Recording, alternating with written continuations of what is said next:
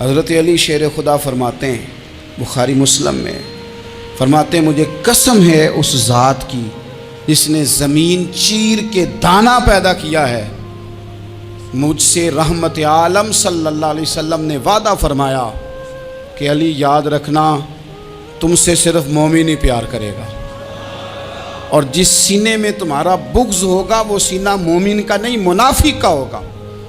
تم سے مومن پیار کریں گے، مومنوں کے دلوں میں کشش ہوگی تمہارے لیے، ان کے سینے کشادہ ہوں گے تمہارے حق میں۔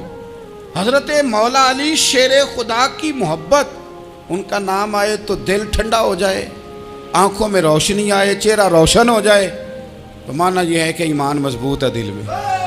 اور اگر بندہ کمزور ہونے لگ جائے، اگر اس کی کیفیات کوئی اور رنگ پیش کریں، تو معنی یہ ہے کہ ایمان سینے میں مضبوط نہیں ہے۔ حضرت علی شیر خدا سے حضور کا جو قربت کا تعلق دیکھیں، کچھ لوگ ایسے ہوتے ہیں کہ جن سے قربت ہوتی ہے، آپ نے کبھی دیکھا ہے ہر بندے سے مل کے بندہ رو نہیں سکتا، ہر بندے کو دیکھ کے رونا آتا نہیں، لیکن کچھ لوگوں سے روح ملتی ہے نا کسی کی، تو ویسے کبھی وہ بندے مل جائیں نا، دل کرتا ہے تینوں سامنے بٹھا لاں، تیرے درد پرانے چھیڑاں۔ کچھ لوگ ایسے ہوتے ہیں جن کے ساتھ حضور تشریف فرما ہیں، حضرت علی شیر خدا کہیں گئے ہوئے ہیں، تو محبوب کیا فرماتے ہیں؟ فرماتے ہیں اللہ اس وقت تک میرے پاس حضرت اسرائیل کو نہ بھیجنا جب تک میں علی سے ملاقات نہ کر لوں۔ دعائیں ہو رہی ہیں کہ میری جب تک ملاقات نہ ہو جائے، میرا جانے کا وقت نہ آئے۔ مشکات میں حدیث موجود ہے۔ تو سرور کائنات علیہ السلام کا جو ان کے ساتھ قربت ہے، حضور کا جو ان سے پیار ہے، حضور نے ہر مہاجر کو ایک انصاری کا بھائی بنایا، انصار کے اندر حضور نے بھائی چارہ قائم فرمایا، اور یہ تاریخ کا وہ والا بھائی چارہ ہے جس کی نہ اس سے پہلے کوئی مثال ہے، نہ قیامت تک دوبارہ کوئی مثال دی جا سکتی ہے۔ بھائی جب سگے بھائی جب شادی شدہ ہو جاتے ہیں نا، تو ان کی اپنی اپنی جیبیں ہو جاتی ہیں، اپنی اپنی گفتگو ہو جاتی ہے۔ 6 ماہ کے بچے کے بارے میں بھی وہ کہنے لگ جاتے ہیں میں نے بچوں کا بھی تو کچھ بنانا ہے نا۔ انہیں بالکل اب وہ چیزیں نظر آنی بند ہو جاتی ہیں جس میں والدین اور بہن بھائی شامل ہوتے ہیں، وہ کہتے ہیں میرے بھی تو بچے ہیں۔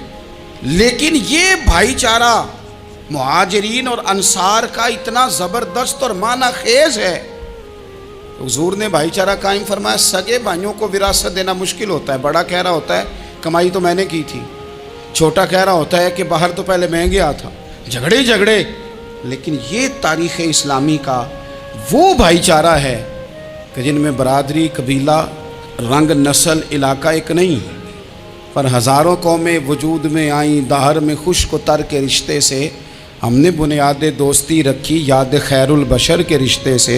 اور اقبال نے جن انداز میں اس مضمون کو بیان کیا ہے وہ انداز ہی نرالا ہے۔ اقبال فرماتے ہیں خاص ہے ترکیب میں قوم رسول ہاشمی، بننے میں کوئی ان کی ترکیب ہی کوئی خاص ہے۔ حضور نے بھائی بھائی بنا دیا۔ اب بھائی جن کو دینی اسلامی مذہبی بھائی بنایا ہے، وہ دوسرے بھائی کے بارے میں کیا ذہن رکھتا ہے؟ وہ کہتا ہے کہ میرے بھائی میرا کاروبار بھی آدھا تیرا، جائیداد بھی آدھی تیری، چونکہ تو میرا بھائی ہے تو تو رسی لے کے پیمائش کر لے، میں اپنا گھر بھی بانٹ کے آدھا تجھے دینا چاہتا ہوں۔ جب اس قدر زیادہ لوگوں کی نظریاتی پختگی ہوئی اور لوگ اس قدر زیادہ مزاج رکھنے لگے، تو پھر ایک خاص قربت کا ماحول وہاں نظر آیا۔ پھر وہ جو مہاجر بن کے آئے تھے اور بہت زیادہ جن لوگوں نے جہاد کیا تھا، جد و جہد کی تھی، گھر بار چھوڑے تھے، پھر ان لوگوں کو زیادہ دشواری نہیں ہوئی، زیادہ آزمائش نہیں ہوئی دل لگانے میں اور مدینے میں رہنے میں، بڑی آسانی سے وہ لوگ وہاں رہنے لگے، اور بڑی جلدی ان کا مدینے سے اور اہل مدینہ سے پیار بڑھ گیا۔ تو میرے عزیز بھائیوں، حضور نے ہر انصاری اور مہاجر کو ایک دوسرے کا بھائی بنا دیا، سب کو بنا دیا۔ حضرت علی رہ گئے، اب یہ تو دونوں مہاجر ہیں، حضور بھی مکہ شریف سے آئے ہیں، حضرت علی بھی، بظاہر تو دونوں مہاجر ہیں، اگرچہ ساری زمین کے مالک رسول پاک ہیں، سب کو بھائی بھائی بنا دیا۔ تو اب ہر بندے کو بھائی مل رہا ہے، اور بھائی بڑے پیارے ہوتے ہیں۔ میں کئی دفعہ کہتا ہوں کہ بھائی بڑے پیارے ہوتے ہیں، کچھ قدورتیں دنیاوی طور پر معاذ اللہ دلوں میں آ جاتی ہیں، لیکن بھائی کا درد جو بھائی محسوس کر سکتا ہے وہ بھی دوسرے کو محسوس نہیں ہوتا۔ تو حضرت علی جب کسی کے بھائی نہیں بنائے گئے تو رو ہی پڑے، اتنے دلیر بندے تھے، پر بھائی کی ضرورت بندہ اتنی محسوس کرتا ہے۔ اس کو بھائی سے لگاؤ اتنا زیادہ ہوتا ہے کہ مولا علی رو پڑے، مشکات میں موجود روئے۔ حضور نے فرمایا کیوں روتے ہو؟ عرض کی حضور آپ نے سب کو ایک دوسرے کا بھائی بنایا ہے، میں رہ ہی گیا ہوں، مجھے کسی کا بھائی نہیں بنایا۔ اب وہ آنسوؤں میں لپٹی ہوئی وہ بات حضرت علی نے عرض کی تو محبوب نے فرمایا علی انت اخی فی الدنیا والآخرہ، فرمایا علی تو میرا بھائی ہے اور نرا دنیا میں نہیں، تو دنیا اور آخرت میں میرا بھائی ہے، تو میرا بھائی ہے دنیا میں بھی اور آخرت میں۔ تو حضرت مولا علی شیر خدا کرم اللہ تعالی وجہہ الکریم کے جو فضائل ہیں، جو ان کے خصائص ہیں، ان کی جو فضیلت کی باتیں، میں نے جیسے کہا کہ انہیں بڑی زیادہ دلچسپی تھی میدان جہاد سے، شوق شہادت ان کا دیدنی تھا۔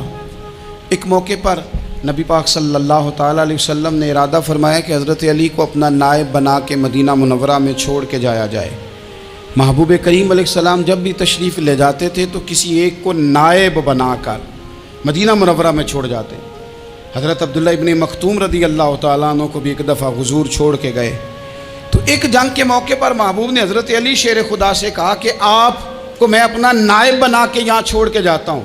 یہاں لوگ جان چھڑاتے ہیں، کام کا جب وقت آتا ہے، میدان میں نکلنے کا وقت آتا ہے تو جان چھڑاتے ہیں، اور وہ کہتے ہیں کہ باقی سارے کام لے لو، جب وقت مشکل آئے تو پھر ہمیں کام نہ بتاؤ۔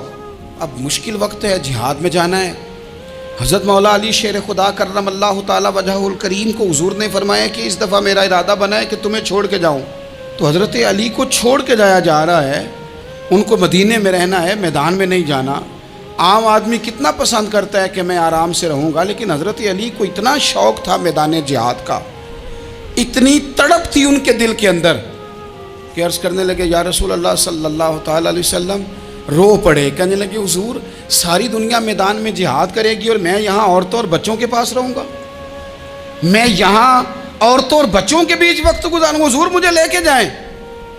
تو وہاں بھی حضور نے محبت کی بات سمجھائی، فرمایا علی جب حضرت موسیٰ کوہ طور پہ گئے تھے تو اپنے بھائی جناب ہارون کو چھوڑ گئے تھے، تو تم بھی تو میرے لیے اسی طرح ہونا جس طرح موسیٰ کے لیے ہارون تھے، لیکن فرمایا یہ یاد رکھنا میرے بعد نبی کوئی نہیں، حضرت موسیٰ بھی نبی ہیں اور جناب ہارون بھی نبی ہیں علیہم السلام، لیکن وہ انہیں چھوڑ کے گئے تھے، میں تمہیں چھوڑ کے جا رہا ہوں۔ ایک بات اپنے ذہن کے اندر بٹھانا کہ میرے بعد کوئی نبی نہیں آئے گا۔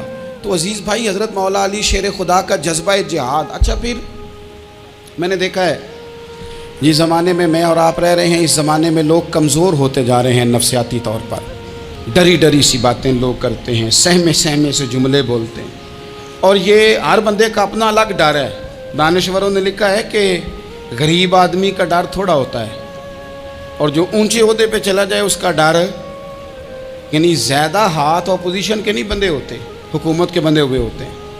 لوگوں کو ساتھ لے کے اپوزیشن نے نہیں چلنا ہوتا، حکومت نے چلنا ہوتا ہے۔ تو حکومت میں جب لوگ ہوتے ہیں تو ان کے اندر کمزوری آ جاتی ہے، جب آپ بڑے عہدے پہ چلے جاتے ہیں تو آپ کی مجبوریاں بھی بڑی ہو جاتی، ہر آدمی کہیں نہ کہیں کمزور پڑتا ہے۔ اور ہمارے ہاں تو لوگ ذرا بیمار ہو گئے تو گئے، اور آج کل جو سب سے بڑا مسئلہ ہے وہ یہ ہے کہ لوگ کیا کہیں گے، اور لوگوں نے بڑے بڑے لوگوں کو پاگل کر دیا ہے، بڑے بڑے لوگوں کو۔ ہمارے علماء نے ایک بات لکھی ہے کہ ایک دفعہ نا ایک استاد صاحب سبق پڑھانے کے لیے آئے تو طالب علموں نے ارادہ کیا کہ آج استاد جی کو بیمار کرنا ہے۔ یہ جو آپ کے مشیر ہوتے ہیں نا ارد گرد، ان کی پڑتال بھی بڑی ضروری ہوتی ہے کہ یہ خبر کون سی لے کے آ رہے ہیں اور یہ کس طرح سے گائیڈ کر رہے ہیں۔ ہمیں تنقید کرنے والا بندہ اچھا تو نہیں لگتا، لیکن تنقید کرنے والے جو ہوتے ہیں وہ ہمیں نکھارتے ہیں، وہ ہماری کمزوریاں جو ہمارے اپنے نہیں نکال سکتے وہ نکال کے ہمیں بتاتے ہیں کہ تم یہاں کمزوری کر رہے، اس کا نفع ہوتا ہے۔ طالب علموں نے ارادہ کیا ایک دفعہ، یہ ہم جو اتنی زیادہ توجہ کرتے ہیں نا لوگوں کی باتوں پہ، لوگ کیا کہیں گے، میں کئی دفعہ دوستوں سے عرض کرتا ہوں زیادہ وضاحتیں نہ دیا کریں، زیادہ وضاحتیں دینے سے بھی بندہ کمزور ہو جاتا ہے۔ ہر وقت کا انداز وضاحتوں کا اور ہر وقت دفاعی محاذ پہ نہیں کھڑے رہنا چاہیے۔ وہ ارادہ کر لیا لوگوں نے، طالب علموں نے، کہ استاد جی کو بیمار کرنا ہے، تو استاد سب چنگے بھلے اچھے بھلے صحت مند آئے، کلاس میں داخل ہوئے تو پہلا شاگرد کہتا ہے استاد جی خیر ہے، آنکھیں بڑی سرخ ہیں۔ میں چل دوڑ جا بیوقوف آدمی، بالکل ٹھیک ہوں، چل کلاس میں بیٹھ چل۔ تھوڑا سا آگے گئے تو دوسرا شاگرد، انہوں نے اب 10-15 نے ارادہ کیا ہوا تھا، دوسرا کہنے لگا خیریت ہے، بڑے کمزور کمزور لگ رہے ہیں۔ اس نے کہا میں بالکل ٹھیک ہوں، کمزور کا چل دوڑ جا اپنا کام کر۔ وہ تیسرے کے پاس گئے تو کہنے لگا استاد صاحب خیر ہے، آپ کے تو مجھے ہاتھ بھی کانپتے دکھائی دے رہے ہیں۔ اس نے کہا اچھا واقعی؟ اب چوتھے نے بھی یہی بات کی، پانچویں نے یہی بات کی، تو آدھا گھنٹہ گزرا تو استاد جی کو سچ مچ بخار چڑھ گیا، وہ چھٹی پہ چلے گئے۔ کیوں؟ باتوں پہ توجہ ہے نا، لوگوں کے سامنے ہم لوگوں کی باتوں کے مطابق اپنے معاملات کو ترتیب دیتے ہیں نا۔ کچھ لوگ سوشل میڈیا دیکھ کے نظریہ قائم کرتے ہیں، کچھ ہوا دیکھ کے نظریہ قائم کرتے ہیں۔ وہ قائد اعظم محمد علی جناح کی ایک بات نہیں بھولتی کہ انہوں نے کہا تھا، ہندو لیڈر جو تھا جس کو لوگ گاندھی کہتے تھے، اس سے کہا تھا تیری اور میری سیاست میں فرق ہے، تو لوگوں کا رجحان دیکھ کے فیصلہ کرتا ہے، اور میں قائد اعظم کہنے لگے میں فیصلہ کر کے لوگوں کا رجحان ادھر کر دیا کرتا ہوں۔ یہ کمال ہوتا ہے کسی شخص کا کہ اس کا اپنا نظریہ غالب آئے، بجائے اس کے کہ وہ دیکھے آج کل لوگ کیا کہہ رہے ہیں تو لہذا میں اس طرح کا ڈال جاؤں۔ لوگ تو ایک وقت کے لیے کچھ کہتے ہیں، پھر اگلے 4 گھنٹوں میں کچھ اور کہتے ہیں۔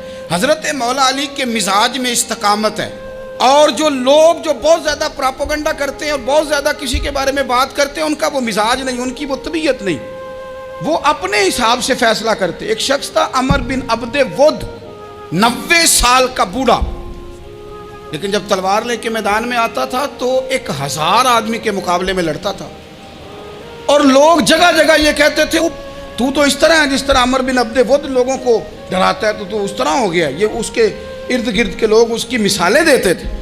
جنگ خندق جب ہو رہی تھی تو یہ مقابلے میں آ گیا، تو حضرت علی المرتضیٰ شیر خدا کرم اللہ تعالی وجہ الکریم بھی تشریف فرما تھے۔ اب پورے عرب کے اندر اس کے بارے میں یہ کہا جاتا تھا کہ اس سے نہ لڑو، وہ تو خونخوار ہے، وہ تو درندہ ہے، وہ تو جنگلی شیر کی طرح آتا ہے، وہ تو کاٹ کھانے کو دوڑتا ہے، اس سے کون لڑے؟ ایک خیال تھا۔ اور وہ پراپوگنڈا بعض اوقات اتنا زیادہ کسی کے بارے میں ہوتا ہے کہ ذہن میں بچے لوگ آتے ہیں نا بچہ دم کرانے کے لیے، تو کہتے ہیں پیر صاحب بڑا ضدی ہے، کسی کی بات نہیں مانتا، باقی بچے ٹھیک تھے، یہ تو بڑا ہی نالائق نکل آیا ہے۔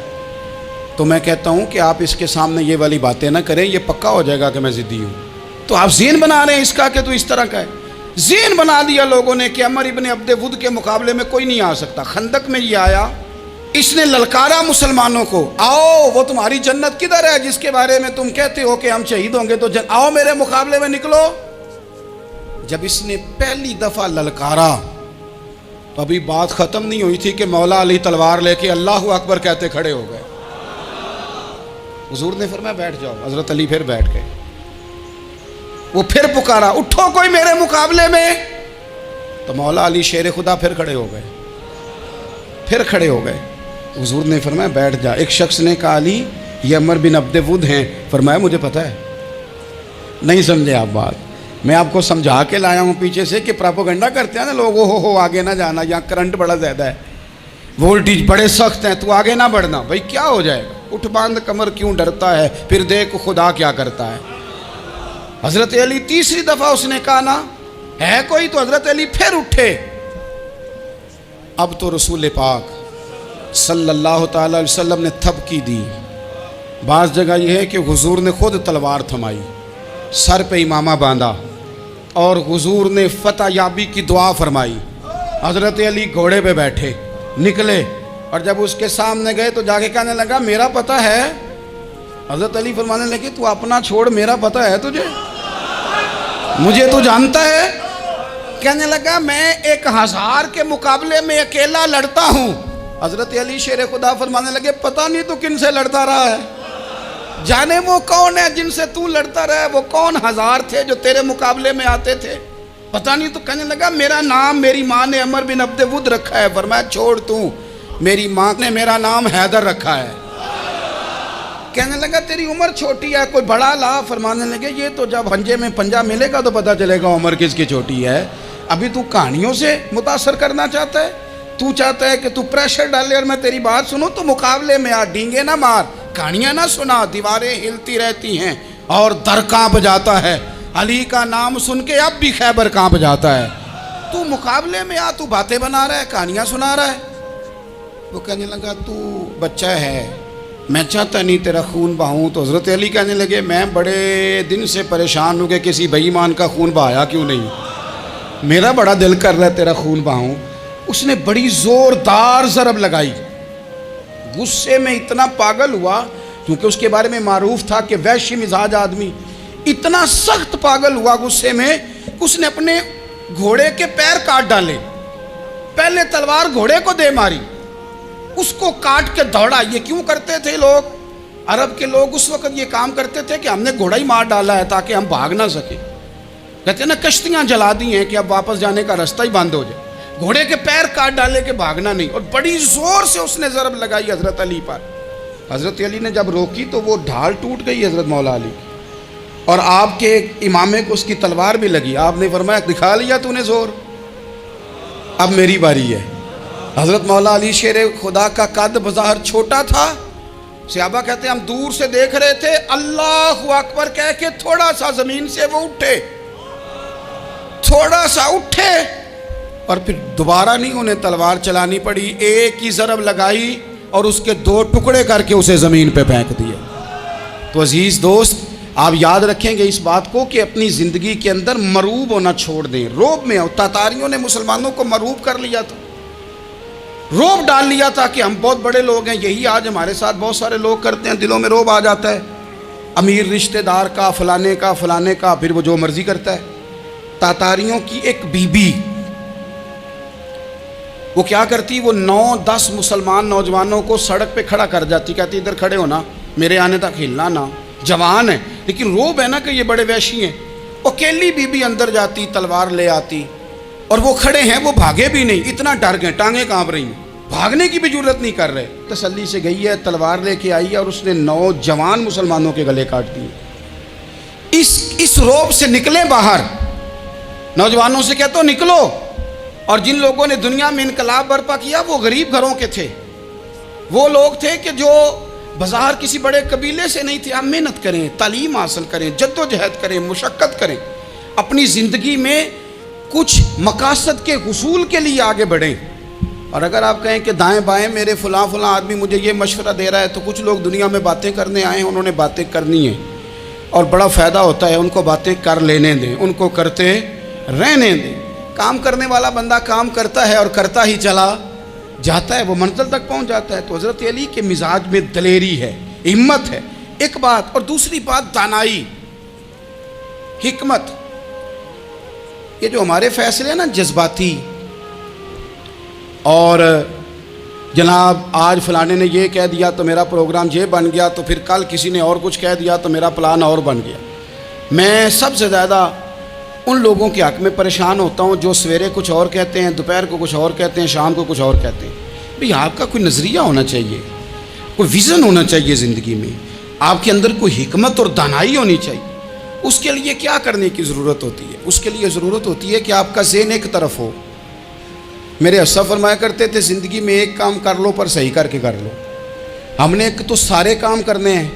آج کل ہر بندہ صحافی ہے، ہر بندہ تجزیہ نگار ہے، ہر بندہ سیاستدان ہے، ہر بندہ ہی مفتی ہے، ہر بندہ ہی جناب واعظ ہے، ہر بندے کے پاس ہی کچھ مسئلے۔ اس کا نقصان یہ ہے کہ کسی کے پاس بھی کچھ نہیں۔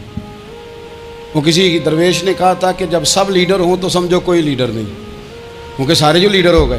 میرے عزیز، ایک طرف ذہن کو رکھیں اور اپنے اس کام میں کمال پیدا کریں۔ حضرت مولا علی شیر خدا کو اللہ نے حکمت دی تھی۔ نبی پاک صلی اللہ تعالی وسلم کے صحابی حضرت عبداللہ ابن مسعود رضی اللہ تعالیٰ عنہ فرماتے ہیں، امام ابو نعیم نے لکھا ہے کہ حضرت عبداللہ ابن مسعود فرماتے ہیں نبی پاک صلی اللہ علیہ وسلم نے فرمایا اگر حکمت کے 10 حصے کیے جائیں نا، دانائی کے 10 حصے کیے جائیں، تو اس میں سے 9 حصے اللہ تعالیٰ نے حضرت علی کو عطا فرمائے ہیں، اور ایک حصہ باقی لوگوں کو ملا ہے۔ دانا تھے، معاملہ فہم۔